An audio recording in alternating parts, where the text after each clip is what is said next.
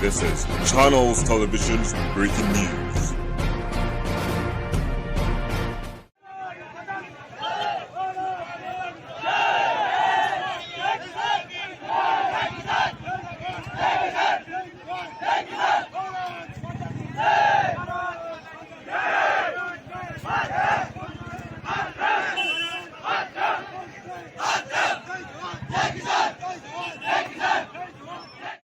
और आप दे राही मैं अपील कर रहे हैं पंजाब के किसानों को भी ਇਹਦਾ ਹੱਲ ਆਪਾਂ ਜਲਦੀ ਕੱਢੀਏ क्योंकि पंजाब की आर्थिकता ਤੇ भी असर पै रहा है और नेशनल सिक्योरिटी ਤੇ भी असर पै रहा है। कैप्टन साहब एक सवाल आ रहा है कि वाले किसानों ने शिकायत की थी कि जितना पैदा होता है उससे कुछ कम खरीदने के आदेश में मैंने तय कर दिया है कि जितना किसान का पैदा होगा उतना पूरा का पूरा खरीदा जाएगा। हाँ, बाहर से कोई आया, अब पता नहीं अगल बगल के राज्यों से घुस जाते हैं हमारे यहां बेचने, गड़बड़ करके कोई आ जाता है। देखो भैया, किसान का पूरा खरीदूंगा, लेकिन दूसरे ने घुसने की कोशिश की तो ट्रक राजसात करवा के जेल भिजवा के उसको ठीक करवा दूंगा। बोलो होना चाहिए कि नहीं? ये किसान के लिए व्यवस्था है और किसान भाइयों को चिंता करने की जरूरत नहीं है। हमारी जो मांग है, हमने जो इन्होंने कानून लाए, ये काला बिल लाए, उसे वापस करने की।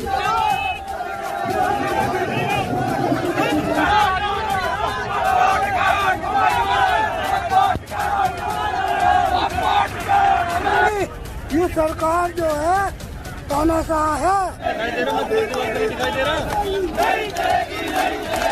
मोदी जी ये कह रहे हैं कि 15-15 लाख रुपए खाते में आएंगे, कभी खाते में आए किसी की में? ये लोग तो अपनी तानाशाही दिखा रहे हैं। दिल्ली जाम कर देंगे हम।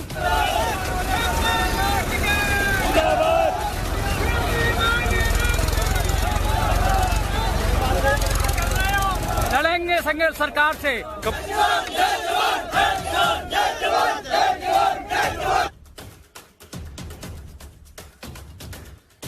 नमस्कार दोस्तों, किसानों के साथ भारत सरकार की बातचीत अपनी जगह, किसानों की नाराजगी अपनी जगह। किसानों के मुद्दे पर पंजाब के कई बार मुख्यमंत्री रहे, केंद्र में मंत्री रहे, एनडीए के कई सालों तक सहयोगी रहे वरिष्ठतम नेताओं में से एक प्रकाश सिंह बादल की चिट्ठी और पद्म विभूषण की उपाधि को लौटाने का ऐलान। किसान के इस कानून को किसान विरोधी बताकर प्रकाश सिंह बादल ने जो कुछ कहा लिखा, उसके अलावा दिन भर किसानों का अलग अलग इलाकों में प्रदर्शन धरना जारी है। अब तक आपको तस्वीरें मैंने दिखाई थी सिंघू बॉर्डर और टिकरी बॉर्डर से। आज मैं अभी हूं NH-24 पर। NH-24 दिल्ली और यूपी को जोड़ता है। जहां मैं हूं यहां से 100 मीटर दूर आप देख रहे हैं किसानों का जत्था बीच सड़क पर है।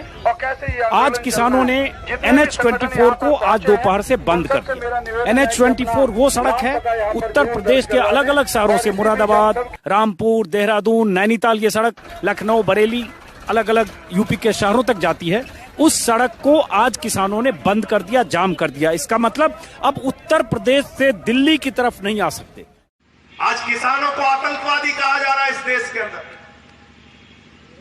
हरियाणा का किसान, उत्तर प्रदेश का किसान, पंजाब का किसान जो कह रहा है हमें फसल का दाम दे दो मोदी जी, हमें फसल का दाम दे दो भाजपा वालों, उसको मार मार के हड्डियां तोड़ दी जा रही है। उसके ऊपर आंसू गैस का गोला छोड़ा जा रहा है। उसके ऊपर इस ठंडी के महीने में पानी की बौछारें की जा रही है। और कोई किसान की बात कहता है तो भाजपा के नेता कहते हैं तो आतंकवादी है। मैं पूछना चाहता हूं उत्तर प्रदेश के लोगों, क्या उत्तर प्रदेश का किसान आतंकवादी है? क्या हरियाणा का किसान आतंकवादी है? क्या पंजाब का किसान आतंकवादी है? क्या इस देश का किसान आतंकवादी है? अरे इस देश के किसान के माध्यम से ही तुम्हारा पेट भरा जाता है, तुम उन्हीं के दम पे जिंदा हो। किसानों को आतंकवादी कहने वालों, वक्त आएगा तो तुम्हारी जमानतें जब्त करके यही आतंकवादी तुमको जवाब देने का काम करेंगे। तुम आतंकवादी कह रहे हो किसानों को। एक किसान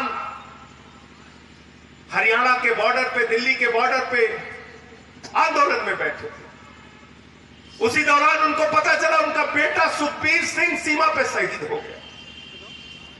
आप सोचिए, हम सबके लिए फख्र की बात है कि किसान का बेटा जवान सीमा पर देश की, भारत माता की रक्षा के लिए शहीद हो रहा है, अपने प्राणों की आहुति दे रहा है। लेकिन उतने ही शर्म की बात है कि देश की सरकार उस किसान को, जिसका बेटा सरहद पे मर रहा है, अपनी शहादत दे रहा है, उसको आतंकवादी कह रहे हैं। शर्म आती है ऐसी सरकार पे, शर्म आती है ऐसी सरकार पे। आप कह रहे हो ये बिल बहुत अच्छा है। कल मैं प्रधानमंत्री जी को सुन रहा था, मैं पूछना चाहता हूं, ये अच्छा बिल आपसे किसने मांगा था प्रधानमंत्री जी? किस किसान संगठन ने आपसे अनुरोध किया था कि अच्छा बिल हमारे लिए लाइए?